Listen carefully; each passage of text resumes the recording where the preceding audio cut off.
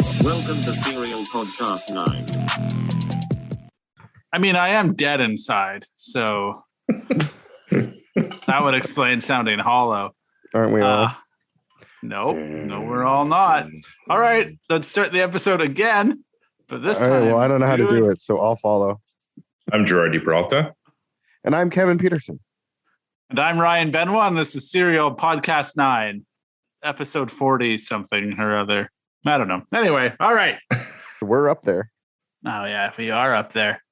We're actually, I think, 42? Is that how old you are, Gerard, as well? No, man, I'm 44. Oh, 2 more episodes, and then you guys will be the same age. Wait. Am I 44 or 45? Oh, Jesus Christ, Gerard. 44. I think I'm 44. Yeah, you're 44. Because if it's an even year, then you're an even number. Oh, thank goodness. I'm not 45 yet. Oof. Then what? My wife will probably leave me. She'll realize that I'm way older. Like that is the thing that sets it off? I don't know, man. No, it's just like the straw. Yeah. Probably you trying to buy this Honda Odyssey is the straw. No, because then it's a safe, functional vehicle that she can drive as well. But it's right-hand drive. You can drive right-hand drive auto for sure. Yeah. Well, she? Yeah. Don't take out the airbag. Oh, okay. Yeah, exactly. She drove the Verosa before. It was pretty cool. She loved that thing. And then you're like, nah, you got rid of it. Yeah. So I was going to ask the question, which is to answer your dilemma. Gerard, how long is your commute now that you live with all the rich folk? So the commute to work is 40 minutes ish. It's been a little bit under and a little bit over, but it's approximately 40 minutes. The commute home seems a bit longer.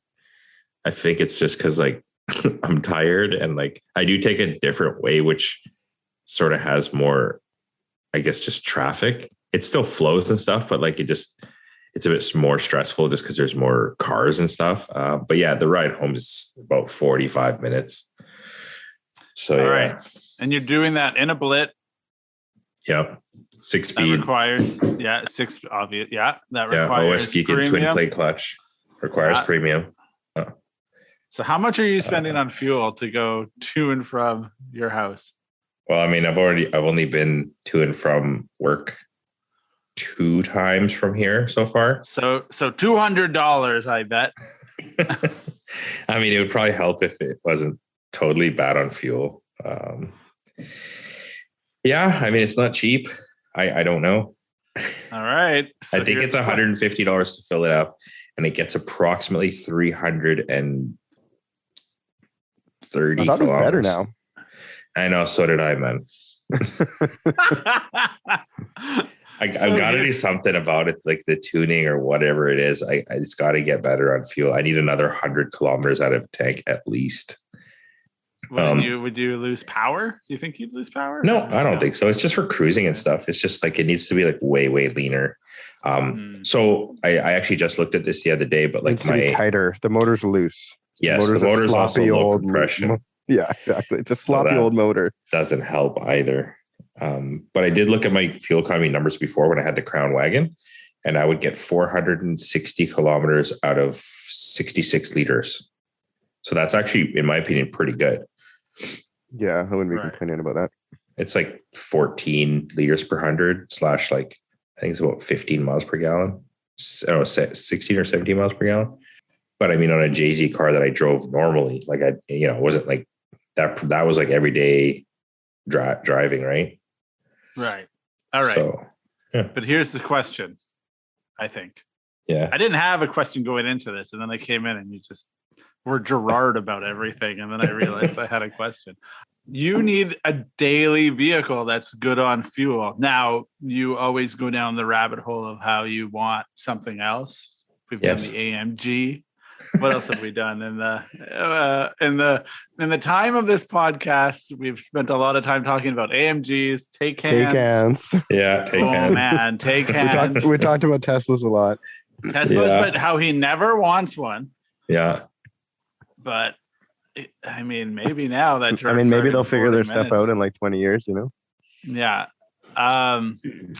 So what is the daily commuter car for a car guy? I mean, I don't Toyota know. Echo. Ah. I'm telling you. I mean, it's definitely good on fuel. I couldn't argue with that. I mean, the thing's amazing on fuel. It's amazing on fuel. Yeah. It's Gerard would look like commuter Donkey car. Kong driving that car. Just throwing banana peels at people. Yeah. All right. It's a small car, that's for sure. Yeah.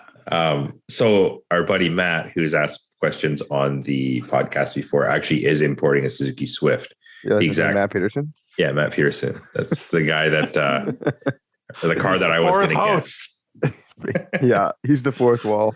Basically. Yeah, he's the secret member of the band. Yeah, so it's like a 2005 Suzuki Swift, and they're pretty sick because you can get like Recaro seats, and it's like 4-wheel disc and like 5-on-114, 1.6 liter, 130 horse or something like that.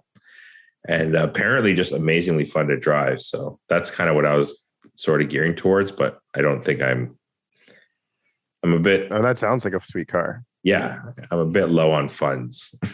So yeah, I'd have to wait on that. Inflation is a real thing. Yeah. Yeah. Turns out money's real. It's not fake. So, but then you were looking at Honda Odysseys, which are cheaper. They're on the same price. Yeah, so like landed like 6-7K, but yeah, Odyssey absolute. Like no, I mean I get it. Like you might be looking at something that's one price, and then you're like, that's a lot to pay for what you're realistically getting. But something that's the exact same price, you might be like, well, I'm getting, or it's more practical, or maybe it's it's better for this reason. So like, just justify spending the more. I know what the reason is. The same price. What's the reason? Yeah. It's the real estate. It's bigger. It's got more real estate. So I'll tell you what it is. Got more buttons. It's a K series, so that's sick because it's already K series stock. B, it's a van, which is kind of I think it's a van. I think it's classified as a wagon, but it's definitely like a tall wagon or like a short van. So they're wildly popular in Japan for modding because they just look really cool. I don't know if it'd be very good on fuel just because it's. It's only a 2-liter 4-cylinder, but it's also like a van. So it's 3,600 pounds. So it's a lot of weight for a little 2-liter, So then is the Suzuki the right answer to the question? Because here's the thing. Now you're saying you're low on money and you need a car to save money on fuel. But then you're like, I'm going to mod the hell out of it. Like, for sure you do that. No. Well, maybe you're going to mod it to get better fuel economy, right? You lower it. Yeah, that's what Gerard does. Larger diameter, smooth face wheels, Yeah. I mean, those Swifts look just so good on like 17s. Just even if it was like lowered a little bit on 17s, no exhaust or anything, just like some good coilovers. And that's pretty much it, man.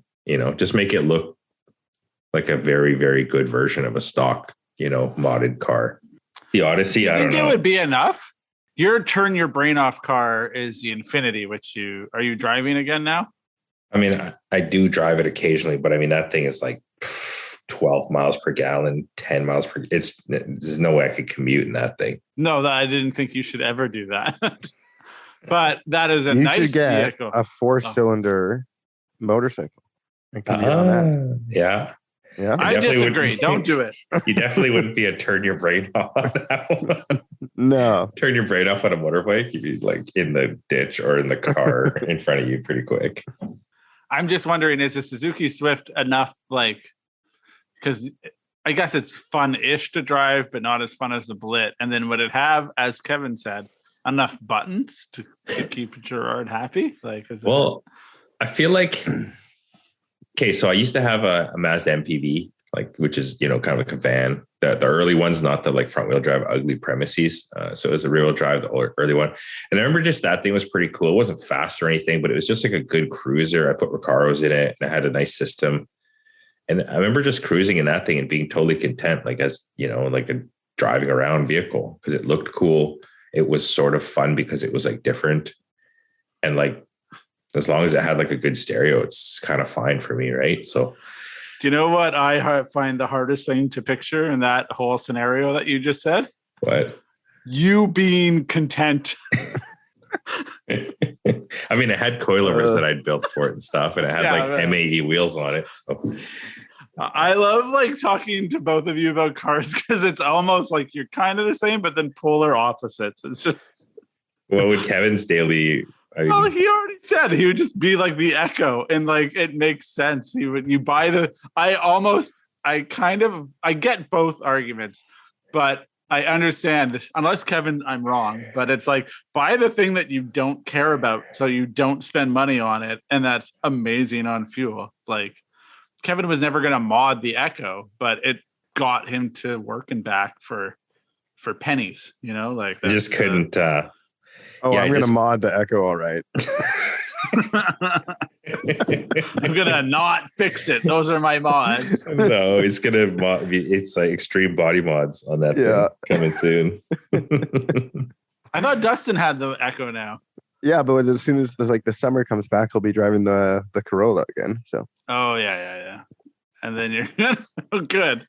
Yeah, we're building a convertible Echo. Oh, why? I don't know. You're gonna put it on a video, aren't you? There you go. Yeah, there we go. All right. Kevin, what would you get? Is the Echo the answer? I mean, honestly, if I had to get I'd probably just get like a better condition Echo. Maybe the 4-door hatch. It'd be more versatile, They're just so fucking ugly. I know they are. I know. I know, man. And like the interior is like so busted. Like it's the interior kind of grows on you, though. I think. I don't know, man. I think I'm just not enough buttons. No, this is the thing. Gerard never goes back, always forward, and never content, like those T-shirts you wear all the time. And then Kevin can be content, I feel like. So also the Swift has like keyless entry and all that stuff. Like it's got like a smart you got me because that's my thing. I'm just saying like it's I'm saying it as well. It's an economy car, yet it has like features that are more modern and stuff like that, right? So and Recaro seats, like that's pretty sick for a stock car. So yeah, we would land one of those for probably about $6,000 to $8,000, which I mean it's a lot of money by today's standards, but those cars were worthless, like not that. Yeah. Well, all right. That is a fun thing. I don't know what I have a sense of what I would do, but get rid of the 4Runner. Something more economical. What are you doing, Ryan? I would either take that Get Prius. Your dad's Prius. Prius. That's a numero uno. Or that's a no-brainer. Yeah, that's a no-brainer for sure. Or what would I do? I've said it out loud, and then Kevin poo-pooed my idea, so maybe I shouldn't say it out loud. But I do love the 18 Crown. They come as a hybrid. I think that would be cool. But then he's like, they have faulty batteries, and I was like, oh, fuck me, I guess. So I mean, like a 15-year-old hybrid car is probably not. I'm not a fucking scientist, know, right? You sure as fuck ain't a mechanic either. Because I mean, I'm not. They do fix them in Australia and New Zealand. Like they can take them to the Toyota dealership and they like put the new battery packs in them and stuff. But like, I don't think you're doing that here. Like, I think there's places that'll do it here. I started looking it up for fun. I was going to phone a place. Isn't the 2.5 pretty good on fuel? The 2.5 is pretty good on fuel. Yeah. Yeah, but I want. It's because I would also the other option that I always look up is the GS 450H. Is that what it is? 450? It's a lot of car, man. I'm a lot of guy. A lot of man. I feel like, okay, so I literally did this before anyways, because I used to have a pretty long commute from Langley from basically South Van to Langley. And I was commuting in a Cressida. And I was thinking to myself every morning, like, man, what the fuck are you doing? This is like, inline 6, 3 liter, like you're using tons of fuel. The thing probably doesn't even make 150 horsepower. It's from 89. You're like one person. Like, what the fuck are you doing? So I went out and I bought a Suzuki Swift. And I was like, fucking love that car so much. It wasn't even the 1.6. It was a 1.5, like full base model, 5-speed. But the cool thing about that car is it had like a 50-liter tank. And it would get 643 kilometers or something, or 670 kilometers. and you just smash the gears as hard as you possibly could. And like, it was just kind of a cool little wagon. And that's sort of what I want again. It's just like a really like, yeah, like I guess the Echo, Kevin probably just drives the living shit out of it. And it's just like not really fast, but like it's still good on gas and like kind of fun. Yeah. Is it fun? I mean, I can't see anything can be fun. You know what I mean? Yeah, like driving in the pouring rain at like 130K and you're like, is the wheel going to stay on? Is like a type of fun, but like, it's an adrenaline rush. Is it the same type of fun that like, like driving a sweet car is, or a car that you like, No. I mean, for me, the main thing too is like, I drive my daughter to daycare in this vehicle, so it can't be a pile of shit and the wheel can't be falling off. Also, I don't want to be stranded on the side of the road because I'm just too old for that shit now. All right. I'm honest. I mean, to me, that car, to me, that car was like the minute it breaks down, I just like grab the papers and walk away from it, But it's still like, that's still a thing. It's like, I don't want my car to break down. Yeah, you don't want exactly. You don't even want to have to go through any of that. Yeah, I don't want any of that. I just want to get to work, go to work, drive home. Like, yeah. Kevin's number one mod in the back of the Echo is just an extra can of gasoline, so we can like light it on fire as it walks away. Like, all right, it's already pre-set up. He just has a pull cord in the back that's connected to like a lighter that's like, it's got like a bunch of phosphorus inside of a fucking gas jerry can or something. You're Canada's problem now. Someone's in the back like, yo, don't pull that. Yeah. Yeah. So that'd be good. Yeah. Anyway, we all chose very different vehicles, which makes sense. Nobody, however, said, hey, why don't you just get the absolute newest car you can afford that's good on fuel? Because that's one of the things too. Like any new car is like pretty good on fuel, no matter even what the fuck it is. But any new car is like $25,000. Well, not true. I mean, you could buy like more than that. No. I don't mean brand new. I just mean the newest. Like, for example, all these cars we're talking about are like 2000 to 2000. So like get like a 2018 Corolla or something. Ooh, I got a sweet hack for you guys on that one if you want to hear it. Okay, what is it? Never drive a car newer than 2000, so that whenever you see a car from the mid 2000s or the teens, you're like, whoa, this is brand fucking new. Brand new. Yeah. I'm living that life with you, Ryan. Don't worry. Yeah, that's the play, man. Yeah, like when I was selling that Crown, some guy offered me a trade on I can't even remember what it was, but it was like a 2015 some sort of small 4-cylinder car, and he's like, it's a Chevy. Is it Cruise? Maybe it was a Cruise. I don't know. It was a Cruise or something. And he's like, it's like this model, like the sports model. And then I was like, I'd never even heard of this car. So then I looked up some reviews and they're like, it's like kind of sporty, like it has like 17-inch wheels and like, supportive seats. And I'm thinking, could I drive that? Like it probably is like, maybe it's a good idea to trade, like a bunk ass wrecked Crown for like a vehicle to get to work every day. But I was like, it's fucking Chevy. I don't even know. I would never be able to take advice from you on cars ever again if you drove a Cruise. And I feel like the perfect vehicle story would have been that TL or whatever. But I mean, that's not good on fuel either. No, you don't. No. Fuck no, it's a 3.2 liter making almost 300 horsepower. Yeah. I feel like the Suzuki would be the move, man. Plus, I think Suzukis are just sick. Like my motorbike's a Suzuki. I just, for some reason, just love Suzukis. So to recap, Kevin and I kept it Toyota, and Gerard is just doing the weirdest thing possible. I mean, maybe I get what about like a K-van? I was thinking about getting one of those. So that because also I was like, that'd be good if the gas prices keep going the way they are. I bet they, like those will go up in value because. Right. But I mean, like, have you sat in one? No, I'm not like a big dude though. I'm only like 5'9". True. I mean, Samet has one in Japan, but like, dude, they're in our society. Like, I don't think you could do it, man. They're so fucking slow. Say we live in a society. Just say that. Start with that. What? What do you mean? Mind. It's a Matt's girlfriend has one, and that's what he says too, man. He's just like with the seat all the way back. It's a bit tight still. Yeah, he drove that to my birthday. in the snow. Yeah. Happy birthday. And he was just like, dude, like you can't fucking drive this thing, man. Like it's not like realistic to drive this thing in our city. I think Kevin would do it, is what I think. That's actually the real Kevin answer, I think, is that.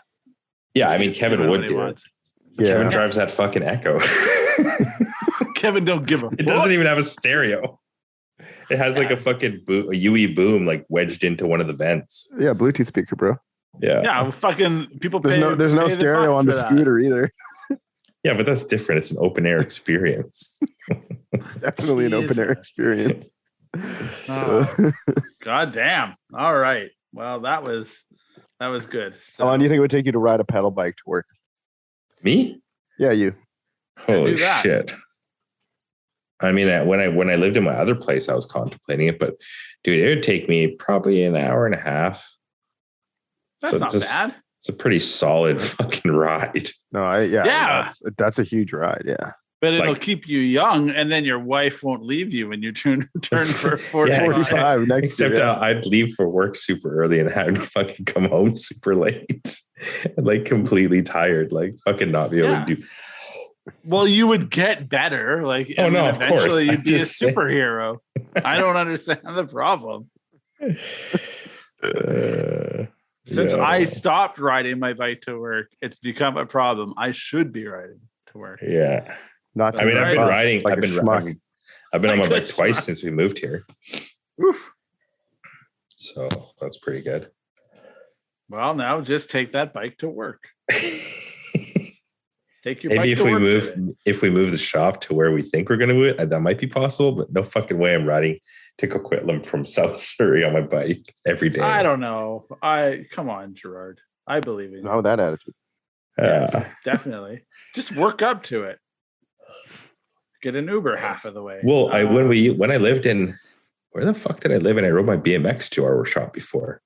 Well, that's weird, but good. Yeah, I used to ride my BMX to work, and it was like a solid 30-minute ride.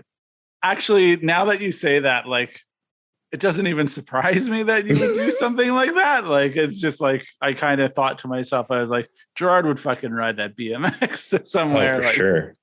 For sure.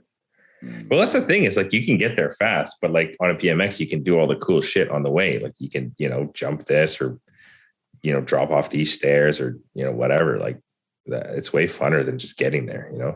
I feel like you forgot that you're almost 45 and you're like, I should jump off these stairs with 3 kids at home. Anyway, that's fine. Live your life. Yeah. I should add that the beer that I had a lot of alcohol in it. So apologies in advance. I do have questions this week that we can answer if you guys want. Okay, but do we have another subject or do we just have the questions? I don't have any. I haven't had time to think about anything that riled me up.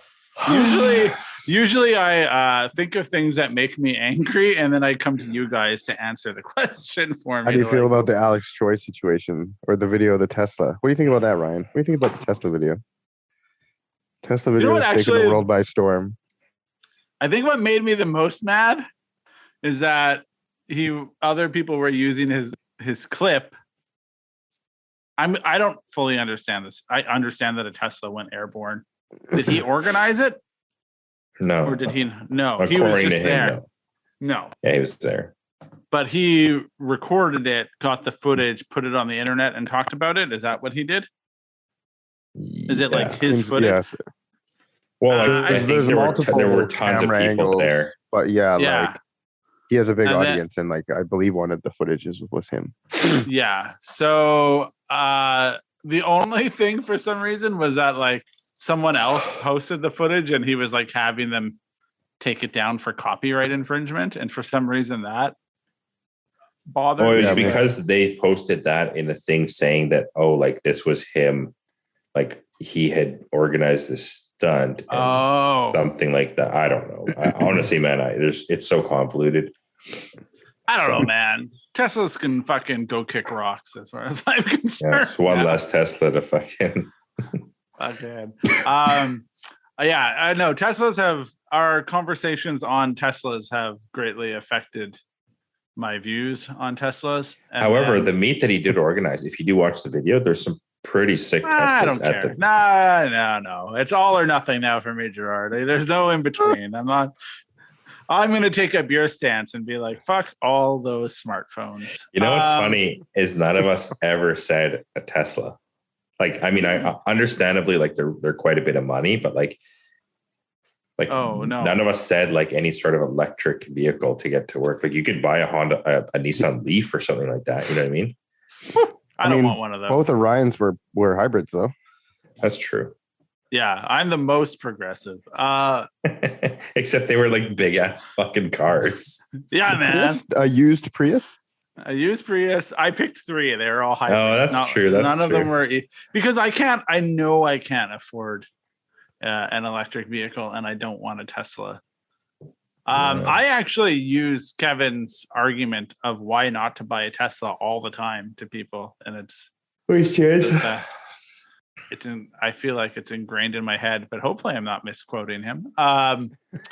Tesla is the premier EV manufacturer, but they've only been doing it for 10 years. So like, how good could you be at making cars if you've only been doing it for 10 years? In comparison, you look at all these other automotive manufacturers that have been doing it for like decades, centuries, and it's like this just so happens that the premier one that does it has been doing it for like 10 years. It's like, could it really be that good? Like, do you think they have all the kinks ironed out that like everyone else had to go through to like figure out? And when you read the reviews of some of them, it seems like they don't. So that is usually what I tell people. And I just say like, wait for Toyota to build theirs. And they're like, oh, that's a really good point. One of the executives at my company, I said that. So, and I pretended like it. I know, actually, I credit you, Kevin, but I didn't use your name because he doesn't know who you are. Yeah, no worries, man. He does drive an Infinity, so maybe he's heard of Gerard. And he was like, actually, that's a really good point. Maybe he was like humoring me, but yeah. And I was like, yeah, it is. What's the point? It was just that. Oh, like, yeah, how been doing it long? Yeah, how if you're the best at what you've been doing, but comparatively, everyone else has been kind of like in that same realm for decades to 100 years. Like, could you? Yeah, for sure. Them? And I think that's. I thought that was a really valid point. I do have a game that I play at the office now downtown, where every time a white Tesla drives by, I got a bunch of people just to point at it and call it like peasants, like peasant, peasant, peasant. I mean, we're the ones that are fucking. No. What do we go on? We're the ones spending all this money to fucking get to work. Yeah. In these, you know what I mean? I guess. But is it because you love the combustion engine? Is that the white Blit was cheapest, so that's why Gerard's got it. Yeah, exactly. Same with the white. The Arista wasn't white, or was it white? It was white. Yeah, it was white. You had a blue one though for a while, didn't you? Blue Aristo? That was a 147. I had a 147. Okay, yeah. He had a black GS and then a white Aristo. That's right. I have a blue Aristo. That's who. Yes. Oh, that's right. You. Oh man, it's been a while. I had a blue Aristo for a bit too. You did, and then you sold it, and then it crashed. That's such a sad thing, because I was like, oh, this car's sick. I should just build it. And then you sold it, and then it died.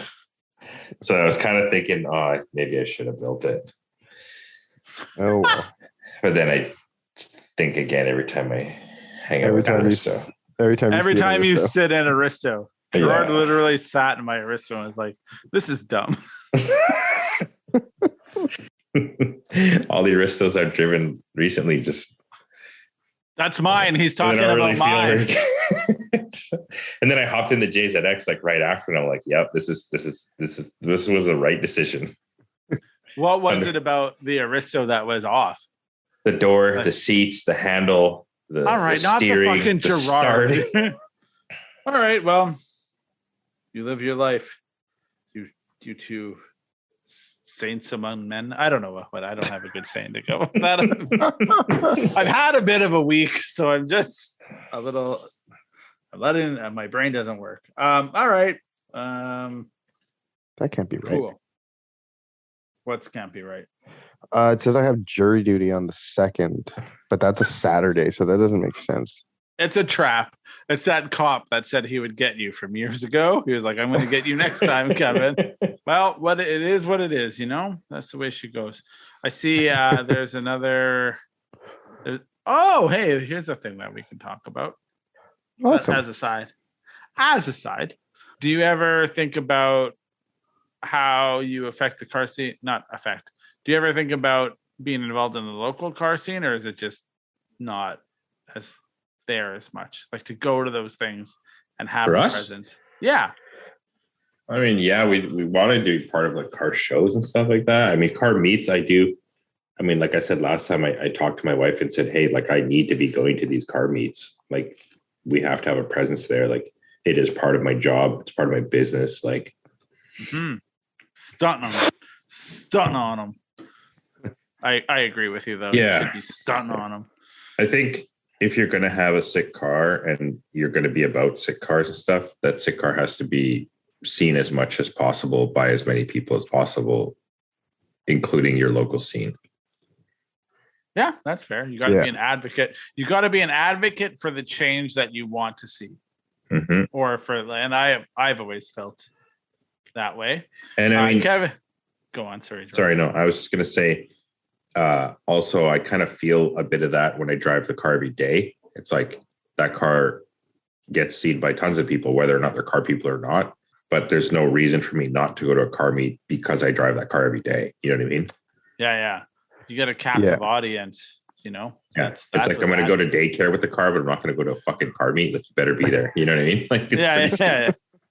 Man, I'm going to get these day car folk to get on putting the 6-speed on a JZ. I agree. That's a good way to be. I mean, that's the perfect mix of both, though. You know what I mean? It's like, yeah, you have your captive audience at the car meet of all the people who care about it, but then like while you're just driving it around, it's all those people who have no clue who are getting to see it and be like, oh, what the heck is that? Like, you're opening their eyes to the possibilities of limitless modifications, bro. This is true. That's a school of thought. I like the idea of being a thought leader in this scene, though, which. You're a thought leader. I like that title, thought leader. Is it not a thing? See, this is how you know I've been spending too much time at the office. Hit me with your buzzwords. Yeah, what else do you want? You want to hear about values? Kevin, you deal with drifting. In my mind, Kevin's on top of drifting, and that's where that goes. Anyway, subject matter expert is the other one I like to use. Gerard, you're a subject matter expert. Try to be, yeah. Kevin, so are you. But anyway, I got a smaller amount of subjects. I don't know if you mean like subjects as in a king has subjects. It's twofold. or like all right, okay, good. Oh man, that's great. Ryan's waking up the neighbors. Yeah, I'm fucking Bryan Adams. Nope, that wasn't on that album. Anyway, waking up the neighborhood. Okay. Man, so were there questions today? There was Car Shinobi reached out and wrote a long message that my beer is too strong, and I don't know if I'll be able to read this, but hey, mister, I'm a frequent listener to the podcast and thought of a possible topic to cover. I think it would be kind of fun to talk about structural integrity of these turd 90s and 2000 cars we drive. For example, y'all could talk about how people not only radius fenders, but radius upper and lower frame rails to fit wheels, then take those same cars to the track. One could argue that they are making the car stronger, but they are changing the car's factory fail points. And majority of the time, the people doing these modifications are complete booger eaters. Ain't wrong. Yeah. They also won't think about where the next point of failure is, etc. Could go on and on about sketchy stuff you see at the track, on the internet, so forth. Yeah. Yeah, we can Not talk long- about that. Yeah, and Go it's on. not long ago I saw someone swapping a roof on an S13, just chopped the donor roof off the pillars and welded it onto the rolled car. They didn't weld the inner structure of the pillars, probably not realizing Yeah, it was that there's more like than just 4 2 layers of metals. Yeah. This That's the world topic we could live in. include suspension stuff, he also said. Absolutely, man. Yeah. All right. Tell me about the shit that you've seen out there. So structural integrity or like sketchiness? We've seen Yeah. some sketchiness. I Well, like Kevin the started on the sketchiness. I mean, I feel like you can get away with a lot of sketchiness. For And like, drifting, you can't. well, also just even in road racing or whatever, it's just like, you know, like you're like, especially almost in road racing where you're constantly trying to have like the lightest part and like, and you got to do anything to win. It's like, like, oh, maybe you're going to take that rotor completely off and like jam something in the brake caliper so that the caliper doesn't shoot the piston out. And like, you're just not going to run with only going to have one rear brake or something. It's like, you're going to do whatever you can to like get back out there or to win. So like, yeah, there's always something sketchy being done, but like, I feel like on the racetrack, like you kind of expect it, or like it's not that it's like allowed, but like there's some shit you would never do on a street car that you'd be like, oh, it's a track car, it doesn't matter, Yeah. I would probably say road racing, not quite so much, because like there's usually classes and this and that, but also like the safety factor of a road race car, or I mean, just the level of safety required. I mean, even just for your own like state of mind or whatever, I would say is much higher than like a drift car. But yeah, there's definitely like, I mean, the drift car is a perfect example. Like even at our last event, there's whatever you want to call missile cars, and they're just like beat to shit, parts hanging off of them, fucking door skins cut out. Like safety is not an issue. People do not think of fail points because they don't ever think they're going to fail. And they think, oh, whatever, if I crash it, just chuck it in the garbage. I don't really give a fuck. And you're usually crashing at like sub 100 kilometers an hour anyways. Like I feel like I crashed my car pretty hard and I didn't really feel like unsafe in any way, but I mean, it definitely could have been bad. Like my feet could have been pinched, and we definitely had like a buddy who broke his back in a drifting accident. So safety is definitely a thing, but like I don't think safety is on the minds of many drifters. That's for damn sure. Yeah, it's safety third. And then as far as suspension parts goes, there's a lot of people, especially like I guess in the stance crowd or whatever, like, and the most crowd, which I guess would be like Instagram and TikTok and shit. Like people would like, want the most camber and the most wheel lip and the most all that. Like that, excuse me, in my opinion, is where you see the absolute sketchiest stuff. Yeah. Like there's no way you're getting 25 degrees of camber in any way, shape, or form that's like probably safe in any way. You know what I mean? Like something's really, really compromised at that point. Or every single thing is modified. Is modified to give you that camber, but like at the same time, it's not safe anymore. You know what I mean? But I mean, really, what traction could you possibly have with 25 degrees of camber? So it really doesn't matter anyways, because you're not going to be able to go fast or handle or stop or do anything. I mean, we used to have a thing that we would say back in the day when, like, when we had 5-6 degrees of camber and like nobody had any camber. Mm-hmm. And that was just like, I don't know, take your hot rod and it's got like bias ply tires and 4-wheel discs and like. You mean 4-wheel drums? Sorry, yeah, 4-wheel drums. And it's like anything I do to my car, it's still going to handle and stop better than that thing, Yeah. So like, even if I have half the tire on the ground, it still has more grip than that car has. Like, yeah. So like, is that car that's completely looks totally fine? Is that car less safe than my car? Yeah, exactly. And I mean, like, there's definitely like, I don't know. What about the like everybody removes the OEM steering wheel with the airbag to put in a deep dish wheel. That's like mod number one. Whoa. That's like 8 years in you do that, and you get your friend Gerard to do it, and then you record it. Also, there's no way that was the first steering wheel you ever had. I had one that came in the 180, but like it wasn't as nice as the steering wheel. No, but I mean, that's what I mean. It's like still like that car had an airbag and someone took it out. They made it less safe because they wanted it to be more cool.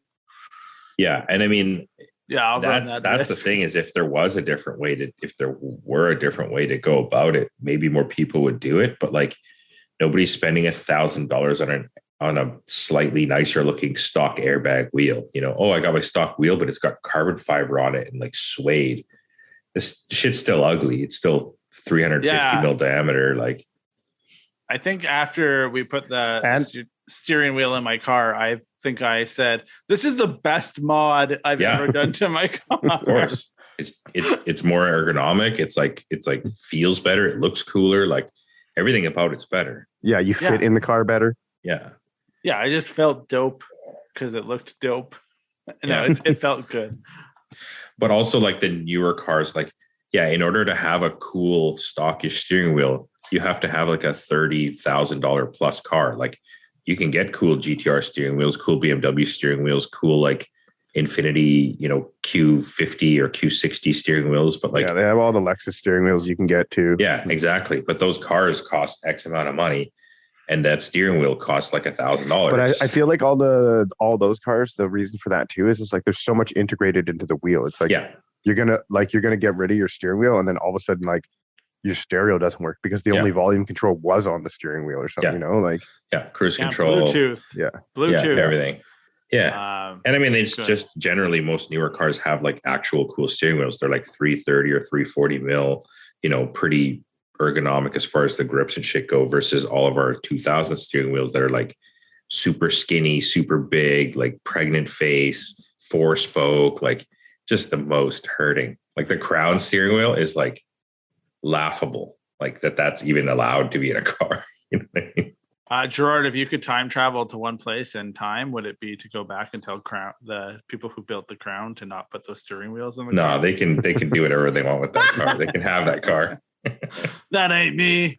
I am, as I've said many times, from Regina, Saskatchewan, and sometimes we produce really great cars, and sometimes, more often than not, there's some questionable things done from cars. Let's just roll the tape. Oh, no, we can't do that because this is a spoken word. Yeah.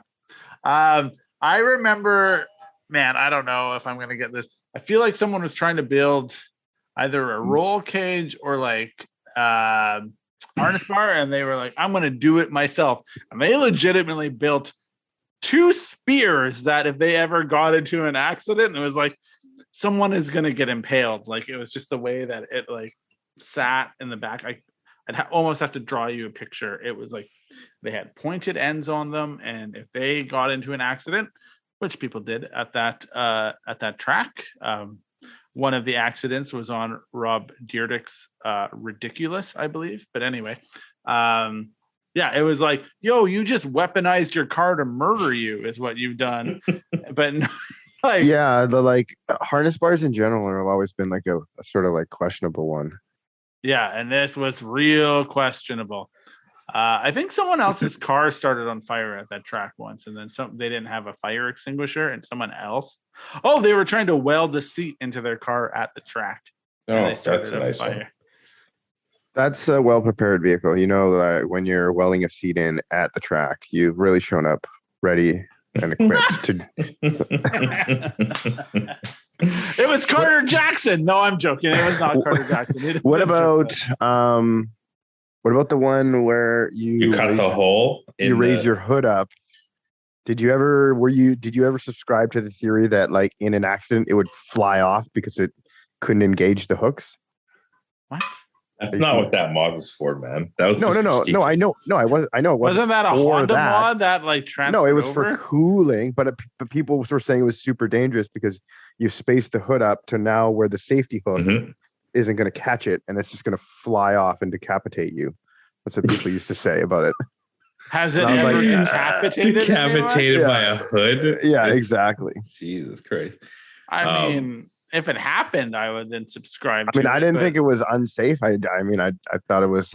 Not the coolest, but something else we could argue here is like a lot of these like transmission swap kits, let's call them, and then they got like a flywheel spacer and like substandard bolts to bolt on like 2 inches worth of spacer, and then a flywheel and then a clutch. Fucking nonsense. And it's like, oh yeah, like I'm just gonna build this like 8,000, 9,000 RPM motor with this like bojangled clutch and flywheel setup. Oh, don't worry about my legs. Like, no big deal. The thing is just going to explode or fly off or whatever. Like, yeah, that's janky too. I'd be very scared of that. Yeah. I wouldn't be confident drifting in that thing. What I'm not scared of is you using the term bojangled, which is great. like Mr. Bojangles. Yeah, like the guy that Bob Dylan wrote a song about, Mr. Bojangles. All right. Sure. Or even those aluminum flywheels, man. Like, this always sketch me out. Like, because I've taken them out and the holes are just like ovalized, like from like clutch kicking and like high power. The holes are ovalized, like, and then they have the holes all drilled through them for the friction surface and stuff. I'm thinking, man, this is just like a recipe for disaster. Have like aluminum flywheel chugs fly through the bell housing and stuff. But yeah, there's also the holes cut for the upper control arms. That's a good one. Let's just hang on. I'm just gonna do it because I've had a bit to drink, so I'm just gonna toss it out there because the white S13 that was like fully T-boned that still tracks. Yes. Yeah. I feel like are we allowed? I don't know where this lands, but whatever. I'll just cut it out. Sober me can figure it out. How do you? I don't envy that guy. Yeah. Sober me's got a lot of things to figure out. That is the one though. I feel like that is not. It's not the one, but that's a crazy situation, isn't it? Like it was. I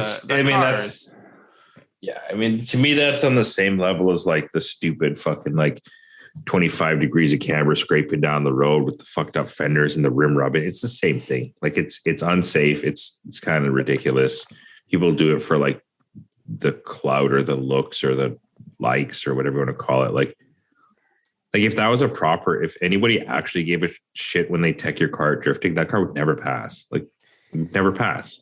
Yeah, but I mean, I don't know. In the same fucking breath, like how fucked up are those Crowns and 90s that Saito and them drive? You know what I mean? Like they're not that fucked up, but they're not that far from being that fucked up either. Like it's it's a fine line. But yeah, I agree that car like should not have passed any sort of tech to been drifting on the track after that accident. But yeah, I guess for me, like if you're gonna allow that kind of thing, then maybe don't look like you give a shit at tech. Like, oh, my battery's not tied down. Well, my fucking door can't open. So, you know what I mean? My door ain't tied down. I mean, I agree. I'm just saying that, like, I feel that it's like a weird scale, and there are times and points for both, but there has to be some sort of line, I think my biggest concern these days is like because of this whole stance movement and the more of everything movement, the more camber, the bigger wheels, this and that. People like now you take like a large group of people that like literally know absolutely nothing about cars, let alone suspension or travel or fucking strength or anything. And then they just want to have the most. So they take these giant wheels and then they try to put the most camber. And then as long as the car can sort of move or drive and it looks remotely sick, then they think it's cool. And then other people will do that or see that and then do the same thing. And it's like a lot of these cars are just super, super fucked. Like super fucked. I'm gonna ask because I don't know, because I don't exist in those circles. Do those cars, is that still like it feels like we've moved away from that as a culture a bit, but maybe I'm wrong. Like maybe there's still the outliers that are full stance and I just don't pay attention. There's definitely a lot of Miatas in this category that I'm talking about. And Mazda 3s. Mazda 3s, Miatas, yeah. I only ever liked one Miata owner. He's gone. UCF 10s. UCF 10s. I like that guy. No, wait. What did you have? You had a 20. You had crazy, but yours worked. We really just blew by the fact that there's a dude drifting a car that was fully like T-boned on a track. I think I maybe am the one that's most appalled by it, but I can't put it to words. Why? I don't know. Anyway, that's fine. Why? You don't know? It does. I think you did touch on it. Like, rules exist, but then do they not exist for everyone? And then is that for the internet, to quote Childish Gambino, or no? Like, or like, what's that for? Like, what's the purpose of that? Like, oh, he's gonna fix it, and he might, and it might look cool, and maybe it'll be totally like unreal when he does. I don't know. I mean, you just look at the comments. I don't know where you would see where you would like gauge that, but I bet you so many people were like, yo, that's so sick. Like, yo, that's like, I mean, we ourselves have a fully fucking T-boned car in one of our videos driving. We had to drive it back from Washington over the fucking border to get it home. And in the video, he's driving down the road with the door basically like against his, rib cage or something. Right.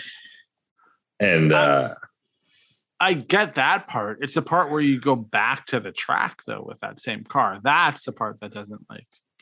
Yeah. I mean, that was a 2-day event, and I'm sure if you could have driven it the second day at the second track, you probably would have, Would your friend have done that? Like been like, oh, no, man, I think that's what he was talking about. Oh, I don't think so. I mean, he didn't. Yeah. I think there were a lot of events before that second day to prevent a lot of people from driving. Yeah. Yeah. I think I was the only one that drove it the second day. Well, I mean, I couldn't be driving. So yeah, because your car was like blown up or something. Yeah, my car melted. Yeah. So I think I was the only one that drove the second day. But so to the white S13 that did that, it felt like enough time had unless I'm totally wrong and I don't know, but it was like they were at the event. There was all the photos came out of the car that was like wrecked. Yeah. And it was like really wrecked, and everyone was like, oh my God. And then, then it felt like a week or 2 weeks later, there was like, he was drifting at a track with the car. Oh, really? Yeah. I didn't know it was like that. I thought it was just like, he just kept drifting. No, I'm pretty sure he got T-boned on the street. Yeah. Oh, really? It's like, it's like crazy damage. Now, if we're wrong, whack.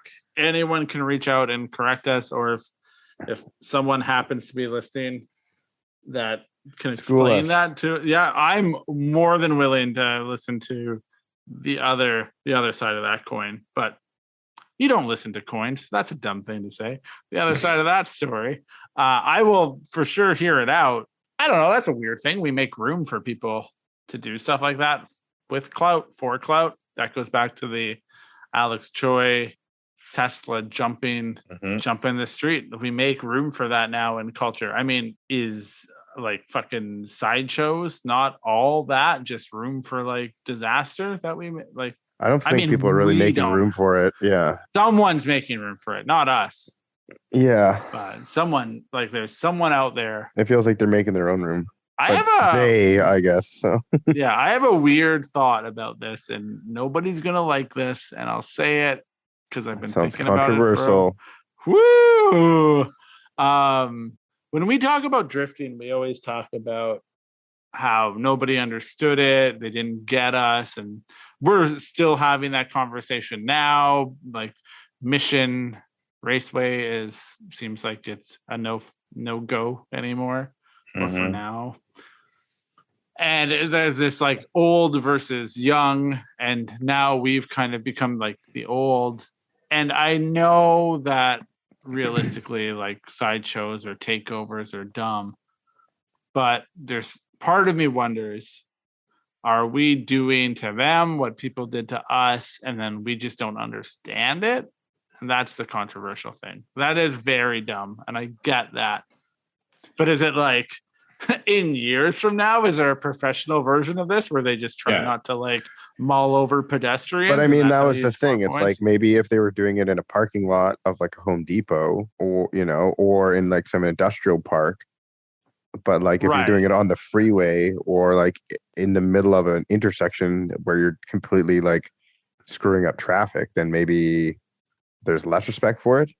Yeah, like, when street racing started and when it was in its heyday and when we were street drifting, like that was what, you're going out of your way to try and be away from, you're going at the time and the place where there will not be anybody, Right. Agreed. But then there's no way that I can say that. I don't agree with it, but there's no way that I can say this, like, where it's like, but what if we're kind of wrong? Like, and I don't think that we are, but I'll tell you what. So like, yeah, sideshows kind of dumb, whatever. But like, I do think personally that there is like a kind of cool aspect about them. Like they're so fucking raw and like crazy. And like some of the driving isn't bad. And I mean, you can call it what it is. They're just doing donuts or they're just, whatever. But like some of those dudes can kind of fucking shred, man. And like, it's kind of stupid. But like, if you imagine yourself being that like 22-year-old dude who like, that's what you go do is you have this like, I don't know, fucking Charger or G35. And like your Friday night consists of like getting your friends and going to like battle or whatever they do with some other dude in this realm of like craziness. It's almost like Fight Club, but like it fully is. And that's my favorite it's like a mosh pit for cars. Yeah, it's like the best is when the car fucks up and then everyone just runs in and starts breaking the windows, Yeah, it's like fucking they'll turn on you, man. There's don't put this it's kind of, there is a cool aspect about it. Well, maybe not cool, but like it's definitely like a hardcore aspect of it. Like you got some fucking balls to be doing that shit. And like the cars are all pretty new. Like you got CTSVs and like SRTs and like G37s, like those aren't cheap cars, man. People aren't taking like 30% APR right there, buddy. Right? Yeah. Like fully, these people just have absolutely no brains, but like those are like all army loans right there, But the thing that I guess is like at some point somebody looked at drifting and was like, that's really dumb. Yeah. Because it was done on, right? Like if you said, Kevin, to your point. Yeah, Kevin, you were like, oh, you go to a parking lot. But I remember when I knew people that were doing it in parking lots, they're like, why would you go to a parking lot and do that? Like, you're going to get busted. You're going to get caught. Like, don't do that. It's always a generation before being like, like the street racers, probably a lot of them are like, what are you doing in a parking lot? Like, we went out of town and raced on like an abandoned highway or something, or like a dead end road, but now you're in a parking lot. Like that's ballsy, you idiot. And then there's that sense. I wonder if like we've just become the old people that don't understand, don't get it. Yeah. And look, people are going to be mad, and I don't like it. I'm just trying to be the devil's advocate to it. And it is like, what if there ends up that there's something there? Because like nobody thought drifting was anything. We're always like, yo, drifting is the best part of any race. You relive that part over and over. Okay, what about this? Yeah. I'll put forth to you this. In Australia, they have like the burnout contest and like the turn and burn. It's very similar to like the turn and burn. And they do something similar in like South Africa too. Yeah, South Africa shit's crazy. And like, I think in like Trinidad and Tobago or whatever, and like the Bahamas or at SEMA, that kind of shit too, where it's like you have a very narrow area just to like destroy the tires and like rile the crowd up as much as possible. But like they have like concrete K rails and it's yeah, but it is a similar thing. In my opinion, it's not super unlike like the SEMA, was it tread pass or whatever, when they have basically a little lot and people go in there and do some figure eights and donuts and shit. And like, then you get two cars in there doing the same thing. Like, that's like the like PG-13 version of like the XXX sideshow. You know what I mean? Yeah. Yeah. That's all it is. I'm just going to put this out there. One year, me and Vaughn Gittin Jr. did some fucking like sideshow shit at SEMA. By that, I mean, it was the PG-13. Exactly. I rode in his car and made a video of Vaughn Gittin Jr. Oh, sick, bro. Yeah, there you go. Yeah, now we're best friends and I have a deal with RTR. Nice. Way to parlay that into a successful career in automotive filming. Anyway, that's a thing that I like thought about, and I'm always like, we could never do it, but would it be funny to get someone that was just like somehow Really into big in that sideshows, scene and have them try to explain it to the three of us? Honestly, that'd be wrong. like that podcast would go viral. People would be so mad at us for giving them a platform. So mad. Even like giving them a platform. Let the world burn. No, there is one guy. No, there is one. Listen, though, there is one guy that I follow that does sideshows and stuff, but he actually does drift as well. And he's a really good driver. He drives a 350Z. And like he's pretty good, man. Like, I mean, I don't know. He's actually been to the track a few times now. And I think he's, done pretty well or whatever. But like I feel like Naoki, like, you remember how like David always say like Naoki is banned from D1 because like he would just never ever stop street drifting. Yeah. So like, what if it's something like that? Like, what if like one of these like really good drifters came from sideshows and he had to like kind of hide his little past or whatever, some shit like that. Like, looks like you just wrote yourself a script to the Fast and the Furious reboot. Yeah. Right. And you could get it. Anyway, that was my thought about it. I was like, what if we're just old and we like don't get it? And to Kevin, you make a point. You're like, everyone's always trying to round off the edges, you've said in the past. Is that right? Yeah. And that's definitely a big tangent sticking out, Yeah, that's like it's like the least round thing about the car community right now. Also, the people that go to those things, like, they're legitimately like, oh, I'm going to go to this fucking place. It's like super crazy and it's super dangerous. And like, they're not not wanting to stand in the like ring, if you will. They're like legitimately going into the ring with like cars flying by out of control. It kind of reminds me of like a more dangerous like lowrider hopping contest. You know what I mean? Like, yeah. Oh, I'm still or going. It's like Dubai, but like on a intersection. What the fuck is up, Denny's? That little vibe there. That's what I'm thinking about. Man, it's just so the crazy. mosh pit at a Denny's. Just kick the door down. Yeah. I don't know. Everyone, we're done. Nobody wants to hear us be on the side of sideshows and takeover. It's just kind of a thing. Do you think it's permanent? Do you think that we've lost a track forever? I don't really think so. I'm hopeful. I don't really think so either. It's not permanent, but it doesn't sound like they want it to be. It doesn't, like, obviously nobody wants it to be. I wanted to go into the Facebook group where people were talking about it and just be like, nobody was like out of hand, but I just wanted to be like, everybody chill. You're going to get yourself, this is like the cycle of when a track is like, I'm not sure about drifting. And everyone's like, someone crowdfund a track. Someone do this, someone do that. Oh, I can't believe they went. And I was like, just chill the fuck out. Let someone else that has like proper grammar, I don't know, deal with like solving the solution to driving there. Exactly. Like, everyone gets to work the fuck up about it. And it's like, there's probably like, that isn't Penticton. There is probably a solution to it. If they were like, yo, if you're going to drift here, maybe it's more expensive to drift, then fine. You pay that price. And then maybe you work with the track and they build out the track. I don't feel like the door is closed yet on drifting here. Although I was thinking before this podcast, I was like, it's not surprising to me either, because this is what happens. I feel like a lot with drift tracks is you drive on it, you drift, and then the track's like, whoa, you're fucking some shit up. And then they have to come up with a solution.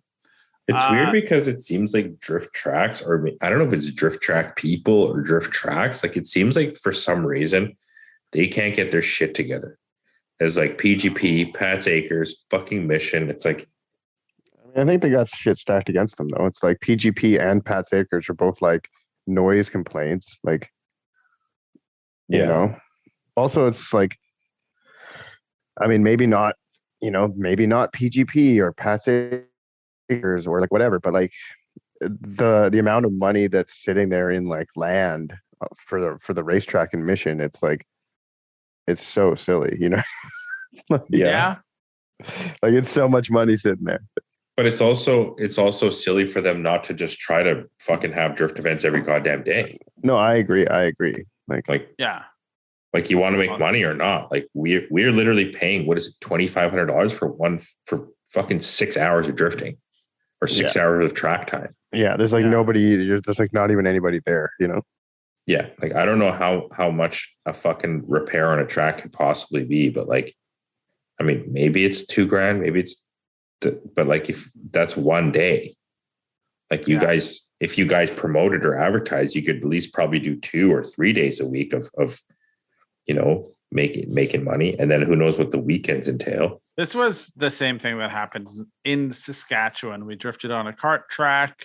People were dirt dropping, and then they were like, yo, this is fucking up. Like, we got to be able to run like karts here. And then like we had to go out and help fix the track. But the organization that backed drifting in Saskatchewan at the time didn't care about drifting. So they were like happy to let drifting fall by the wayside. Mm-hmm. But yeah, it's the exact same like complaint. It's just how you deal with it. I sort of feel too like with the like dirt drops and the drifting and stuff is like, it's not like they gave a shit to make the track like friendly for drifting. Like, you know what I mean? Like they put these dirt drops there that basically are like giant holes. And like, so like, obviously it's going to become worse and worse and worse. Like, I don't really know what I'm trying to say, but like, I feel like there are tracks that are sort of like, or track. It wasn't makers. designed. That's the thing. Yeah, exactly. The track has no layout to it. Yeah. And then they like paved like a couple of feet extra, and then they're getting mad because people are still going off. But it's like, well, you know, that you didn't solve the problem. Like, yeah. And then you know what? It kind of pissed me off in that whole thing is like, oh yeah, like oh, you shouldn't be going off. Like maybe you should learn how to drift. Blah blah blah. This and that. It's like I'm not the best driver, but I can guarantee you every single one of those motherfuckers that's saying, oh, you should be a better driver has gone off or at least dirt dropped or anything. You know what I mean? Like dirt dropping is basically part of the drifting. Like, you know what I mean? Like, I'm not saying like, you know, looping out and going into the dirt and doing a giant burnout is part of it, but like there are times when you're a bit too bent and you just either stay into it or you go off. Like, you know what I mean? Like, right. I'm not that good. Like Kevin's not that good. Like, Kevin, I think you're really good. No, man, I probably went off harder this last event than I have in a long time. Yeah. Kevin's the reason it got canceled. Basically, yeah. But that's just it, right? Like, sorry, go on. None of those guys talking were professionals. No, none of those guys talking had professional level cars, and I feel like unless you're both of those, like you can't say that shit. You just can't. Who's a professional? The closest thing we have to a professional in BC is. I mean, was that dude with that car? I would say Fournier and Fournier Brody. But then it just made me think too. It was like I was thinking about this as a topic, and it was like, but also, of course, like we've talked about it before. Not to go into it too much, but automotive sports are going to become a thing for the rich, and you know, like they already are, though. Yeah, and it's just going to keep being that way. Like we are not an industrious people, car people that are into drifting. You know, like we kind of take the scraps of what we can get, and then we do our best. But yeah, I guess I don't know. Is that indicative of the car scene that we're in? Like drifting, we're not built for that. Like I don't know. I don't even know, man. It's just shitty, unfortunate news because like I didn't really get a whole lot of seat time with the last event, so I was like kind of choked about that. But then I was like, okay, it's no big deal. It's just a month. I just got to put the other car together, you know, whatever. But like now it's like, I mean, I should still probably put the car together, but it just like plays more to that whole thing of just like you just gotta do things when you can do them because you never know. I guess you know. Yeah, 100%. Yeah. I mean, you guys can still go to Washington, right? Like you could still take. I'll take the Blit, yeah. You could still do the Evergreen event. It's a big trek, though. You know what I mean? Like, it's not like you're going 45 minutes and like coming home that night. You know, like it's. Yeah, you're definitely not. It's a big. No, it is, but it could be worse. You could be driving 8 to 10 to 12 hours. Like, how much do you think Carter trekked to get here to drive? You know, well, I mean, you're going to Villains with Kevin soon, aren't you? Driving fucking 8 hours. Yeah, man. But spending 8 hours in a car with Kevin sounds like a dream come true. Yeah, I wasn't sure if you were gonna like drive your own car or. Oh, you want me to drive my own car? No. I was fully prepared for either or. I don't want to drive my own car. Yeah, where we I mean, yeah. Why would you want to drive your own car if you don't have to, right? Exactly. I just got to make sure my passport comes in. I was like thinking about this the other day. I mean, maybe it's just because I'm in a situation right now where like my child is like pretty young and I got all this like responsibility at home. Like I wouldn't go like to a drift event if it had to be like 4 or 5, 6 hours. Like even when we went to like DUI, like that's like a big deal. I don't know how much more I have left in me, man. Like I'm not that good. I don't have a fucking drift car right now. Like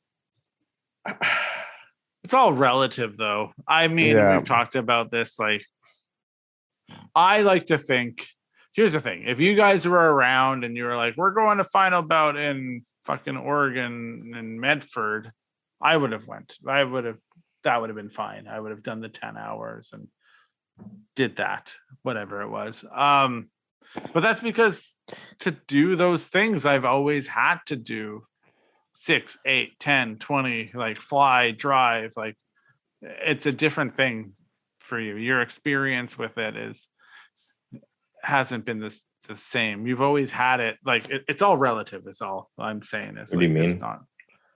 Well, when you live in Saskatchewan and you'd have to drive or fly for 10 hours to go do any automotive thing, driving 6 hours to go to this track isn't. No, but what I'm saying is like what I would have done. Like, yeah, I had no problem spending fucking 2 weeks going to whatever it was. I had no problem driving 5-6 hours to get to DUI.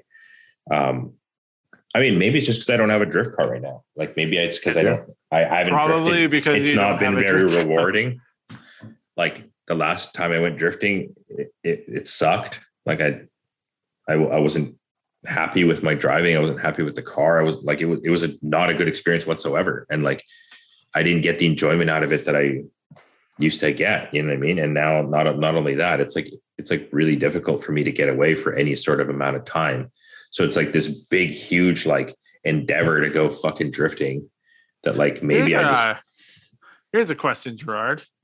What are the things, if as a guy who has a family, what are the things that you want to get away for? I mean, I'd like to say drifting, but you just said it isn't. So. I mean, I do think a lot of that's the fact that like I haven't driven since my car crashed.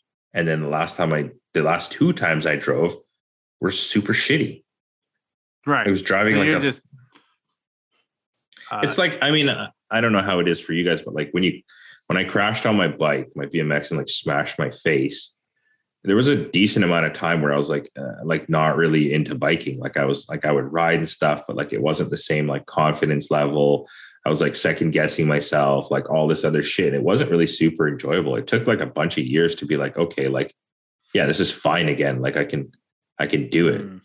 But yeah, it's like you get 12 stitches and fucking lose 4 teeth. You're just kind of like, well, maybe biking isn't that sick. You know what I mean? Like, yeah, I mean, I never lost teeth taking photos of cars. Yeah. Sliding sideways. I've had off days where I've done it. I'm like, man, I'm not fired. Like I'm not on this as much as I should have been. But then I think back to like, there's a version of me that did this and was pretty relatively okay at it. It would have better days. And I'm like, how do I get back to being that version of me? And then when it happens, I'm fully about it. So it's like, I'm kind of I think my thing is that I'm in a way the opposite, but I don't have the consequences that you have when you do something that you like doing, Gerard. Yeah. Where it's like, if I'm not doing something well, I try to do more to compensate for it. So I'm like, oh, I'm not doing this well. Oh, I should do more until I get better or until I figure it out again. And that's how I approach it. So I feel like that's a good way to approach it, because a lot of times, like what I have, like, so before drifting for me was kind of like, I always like had that confidence where I was like, I'm going to go and I'm going to shred. Like I didn't really think like, oh, I'm going to like super suck. I mean, when I went to final bout, I was super confident, but then when I drove and like fully sucked, I was like, yo, like I shouldn't be here. But then after like, getting some seat time and getting ride alongs, I was like, okay, like I can do this. This is fine. And then I did. And, my driving progressed immensely that weekend. But yeah, I mean, I do feel like it's just like, I just got to get back on the horse. And actually like the biggest part for me was the fact that like, I'm now like second guessing my abilities to do the thing that I like doing. And I know that I can do, but like the last couple times I went, I'm just like, man, like you have like two left hands and like you can't link a fucking corner. Like what the fuck is wrong with you? You know what I mean? Like you're just like the worst driver ever. And Kevin, as our resident, it's really, really like, what's the word? Like disheartening. Yeah. Kevin, as our resident driver, do you have anything you'd like to say? Yeah, it's like, I don't know.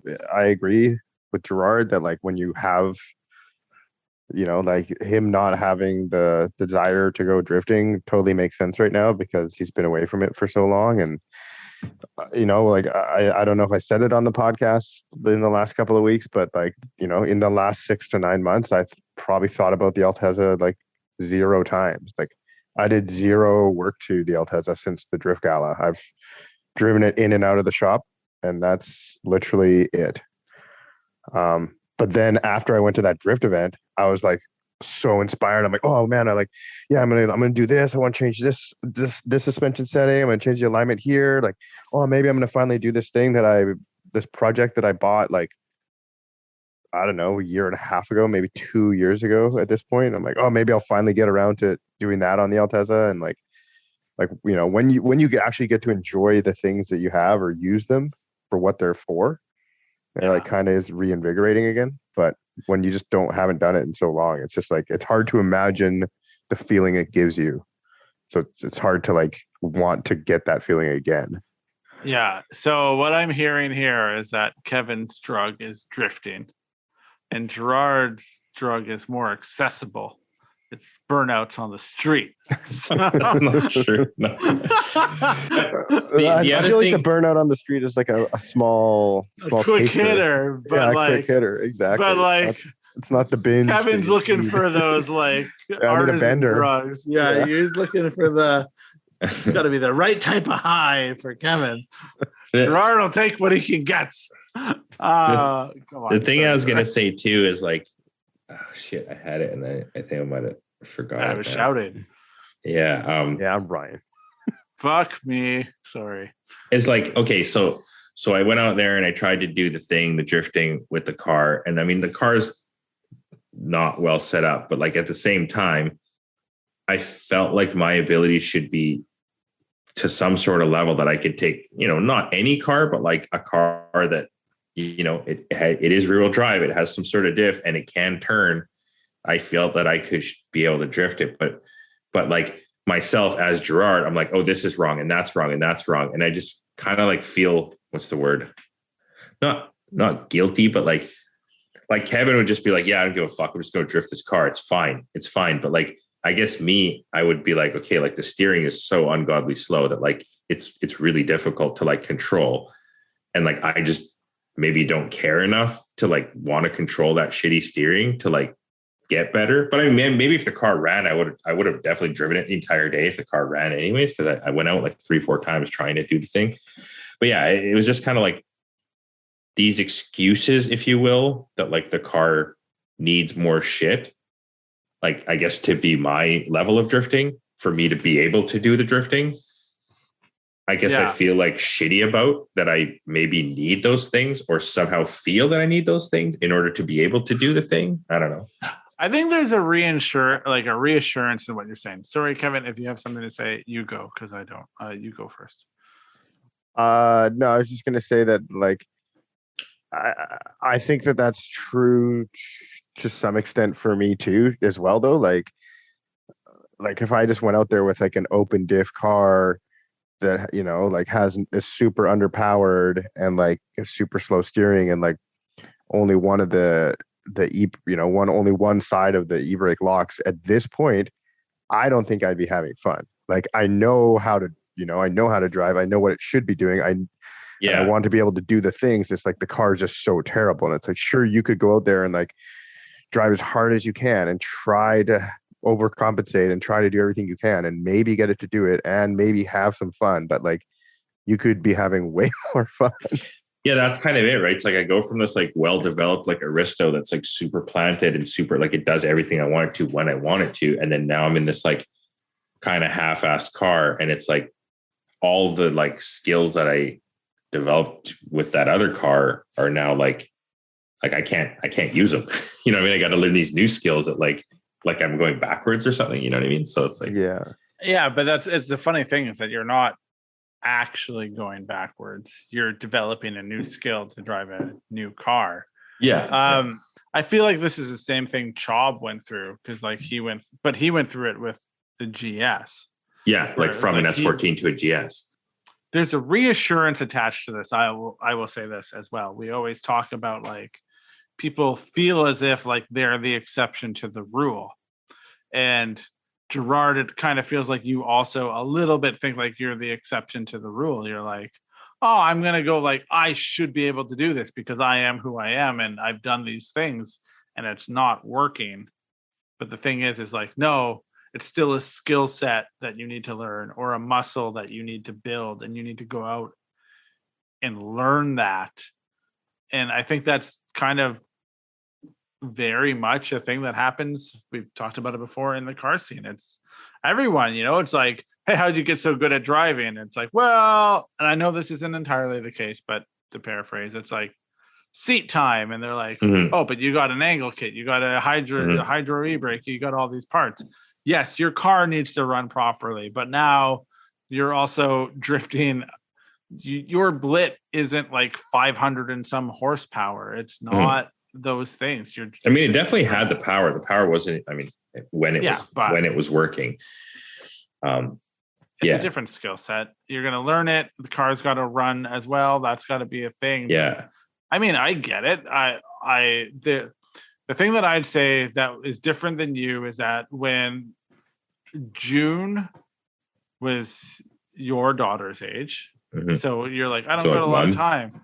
I was like, I'm going to just go to car meets and car shows because like taking photos is what I like to do. And then I did that. And then I was like, no, it actually isn't car photos that I really like doing. Like car show photos to me are boring. And then I was like, oh, it's actually like drifting that I really like to do. And that was what I found in that time period because I removed that thing from the equation or that I was like, no. Like I actually cared the most about drifting.